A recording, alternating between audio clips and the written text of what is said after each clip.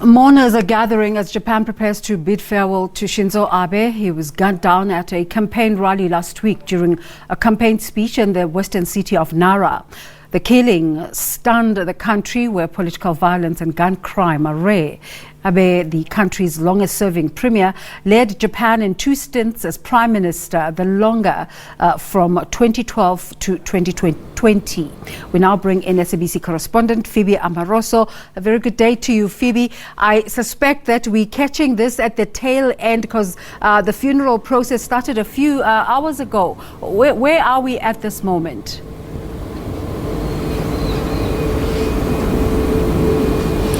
Well, the funeral proceedings are just wrapping up, and it's been a very emotional day for the people of Japan.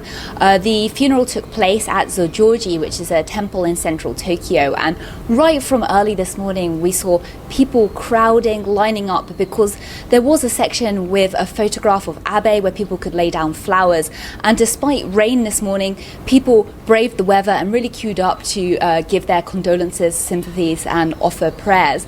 The funeral itself took place at 1 p.m. and it was attended by Abe's wife Akie and other close relatives, as well as senior LDP officials.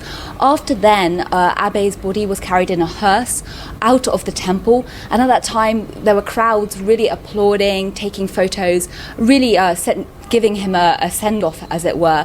And then his body was carried towards the parliamentary district, Nagatacho, in Tokyo, past the parliament building and also the LDP headquarters, where Prime Minister Kishida and other senior politicians were waiting. They bowed their heads to say goodbye to Abe. And this is as Abe was Japan's longest-serving prime minister, and this is a hugely significant moment in Japan's modern political history.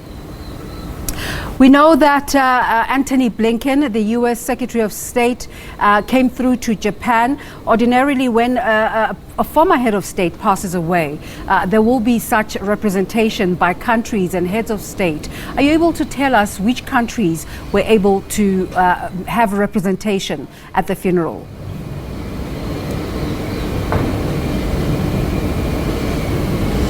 I don't have the full details on exactly who was present, but we have seen some very senior officials pay visits to Japan. So as you mentioned, US Secretary of State Antony Blinken changed his schedule to stop by to give his condolences directly to Prime Minister Kishida, calling Abe a man with a vision who was able to carry out that vision, and really praising him for boosting the US-Japan relationship.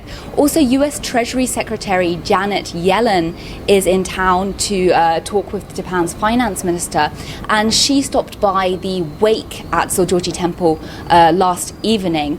We've also had reports of Taiwan's Vice President William Lai stopping by on a personal visit because he was, by all reports, close friends with Prime Minister Abe. So we've seen some personal visits to Japan at this time, as well as messages from so many countries around the world. In fact, there are reports of over 2,000 messages of condolences coming from worldwide. So really, Abe was hugely significant on the global political stage. Just in terms of Prime Minister Kishida, what sort of messages have been coming out from government?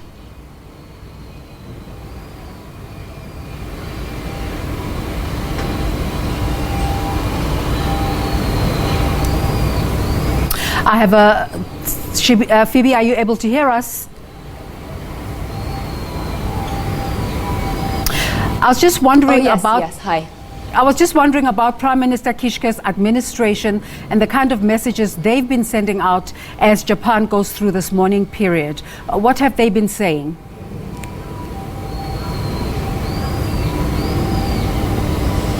Well, we've heard some very strong words from Prime Minister Kishida, absolutely condemning this act of violence. And in fact, this was portrayed by the government as a direct attack on Japan's democracy. And Kishida really emphasized that it was important that these elections went forward, the upper house elections held on Sunday, to represent Japan's democracy and Japan's freedom.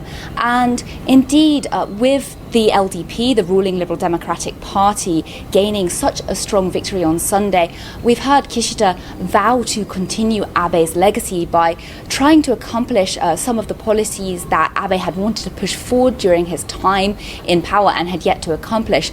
So one example of that is working towards amending Japan's constitution, which is a controversial topic, but essentially very fundamental to Japan and its political stance. So we're really hearing messages tying Abe's death to the role of the LDP and also upholding Japan's democratic system. That decisive victory by the Democratic Party over the weekend that you speak about, Phoebe, how has that victory been used to incorporate it into the narrative of who Abe Shinzo was for Japan, just in terms of his legacy? Well, as I mentioned, they're really tying this into the significance of Abe in terms of representing the democratic process. But I think the fundamental debate that we're seeing is regarding constitutional amendment, as I touched on previously.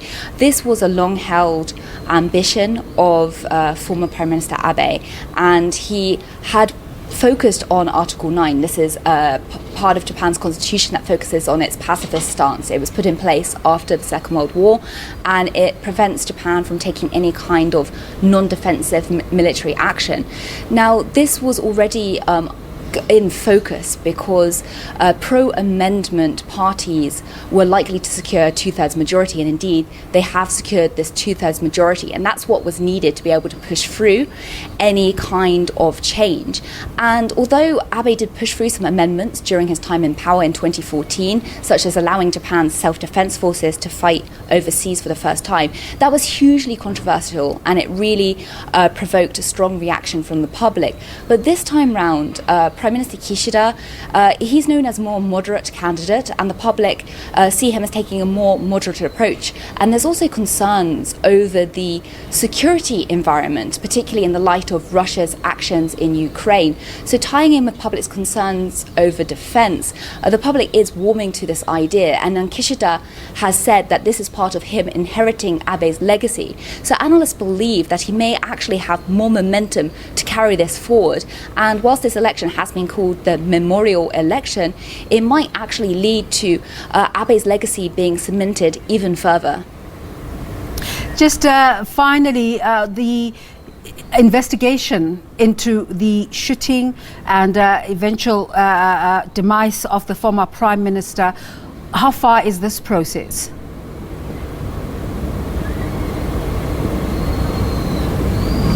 Well, the suspect, Tetsuya Yamagami, has been sent to prosecutors, and he's been charged with murder. That's upgraded from attempted murder. And further details are emerging of just how premeditated this attack was.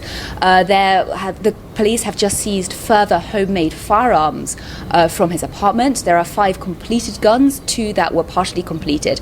And he's also told the police that he was trying to build his own bomb. They found also evidence that he had test fired these weapons to see how lethal they were. They found these wooden boards with bullet holes in, and this really has taken months of planning. He's admitted to looking at YouTube videos to work out how to carry this out.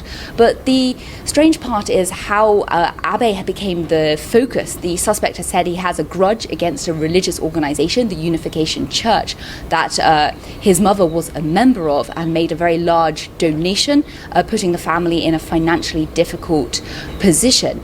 And initially, Yamagami had planned to carry out an attack on a religious leader, but then deciding it was too difficult, focused on Abe, believing Abe had some kind of ties to the group. We're seeing reports that the suspect had believed some kind of dubious information online, that there was some connection between Abe's grandfather, who was a former Prime Minister of Japan, who had brought over this religious group to Japan. Now, that's not been substantiated, but the suspect, believing this, decided to focus on Abe. But the police are still investigating his belongings, still continuing with the interview, and we can expect further details regarding the crime and his motives to emerge over the coming days. Phoebe, you were saying that the funeral process is just about to wrap up. Can we expect any post-funeral rituals or activities? What happens from here going on?